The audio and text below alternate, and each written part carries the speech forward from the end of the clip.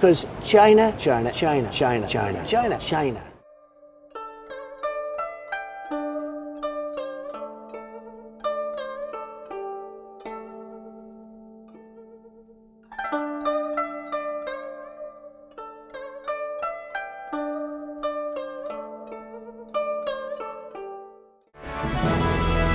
Hello and welcome to China Focus. I'm Shelley Zhang.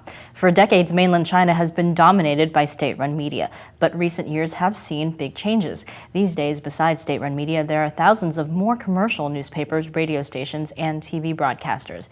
And with more than 500 million internet users, China also has an increasingly active online community. So what do all these changes mean for press freedom?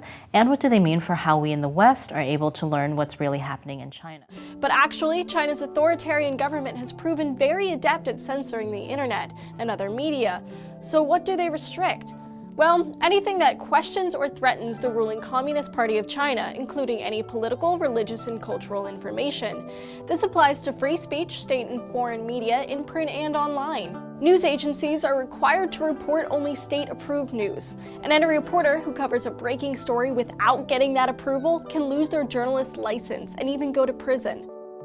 International books and movies are also edited before being released to the public. There are some signs that this will change as opposition grows. A prominent Chinese dissident and recent Nobel Peace Prize winner denounced China's censorship policies on a global stage. Recent student protests in Hong Kong also illustrate some of the youth's disillusionment with their government. Microblogs, which are a cross between Twitter and blogs, have become popular places for them to voice covert discontent. And with the number of China's online users ballooning from around 20 million in 2000 to more than 600 million in 2013, China's net of censorship is reportedly feeling the strain.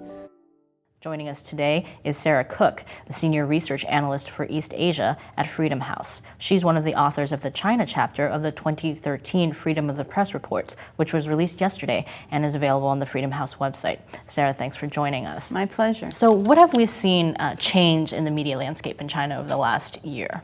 I think what we've seen is this increasing changes in the balance of how Chinese people find out about breaking news. So on the one hand, you have more and more people accessing the internet, accessing microblogs whose content is censored, but at the same time people often being able to outpace censors, particularly when it comes to news that's breaking and they actually get there before the state-run media.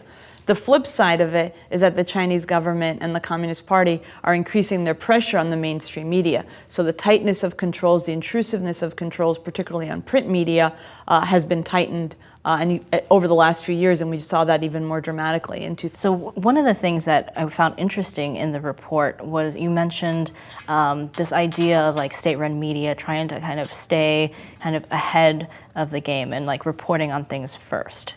I think a lot of us think of state-run media as being never reporting anything